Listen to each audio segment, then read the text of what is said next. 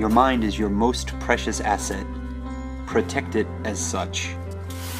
We all know the keys to good physical health. You've got to exercise, drink plenty of water, maintain a well-balanced diet. The same goes for your mind. You have to be careful about what you put inside of it. Think about what ingredients you put into your students.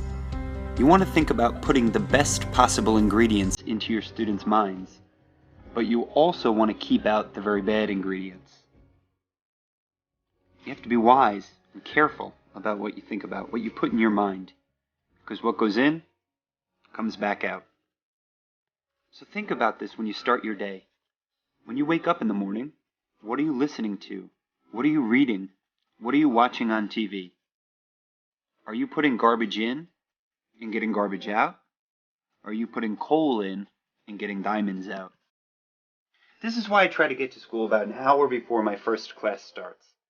I need to flush out all of the negative thoughts that I have carried from my home to school.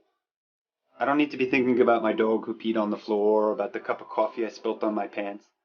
I've got to think about how I'm going to get my students from A to B to C during my class. I've got to think about how to maximize the materials that I'm going to use in my lesson. I've got to think about all of the procedures that I need my students to follow to successfully complete the tasks that I've laid out for them. There's a story I like to think of when I have a cup of coffee in the morning. It's a story by the author Rohn.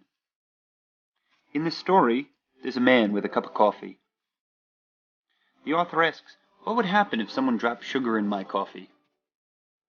The author answers, "You'd be fine." The author asks, "What if someone dropped strychnine in my coffee?" And he answers, "Well, you'd be dead." The author asks, "What if an enemy dropped sugar in my coffee?" And he answers, "Oh, you'd be okay."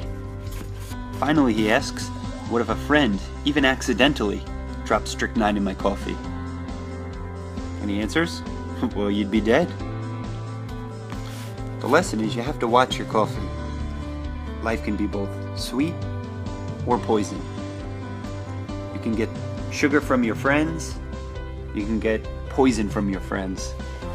You've got to be careful with what you allow into your coffee, what you allow into your consciousness, what do you allow into your mind. The source of the bad input shouldn't be your concern. The effect that it has on your output is what should be concerning to you. So, every day, stand guard at the door of your mind.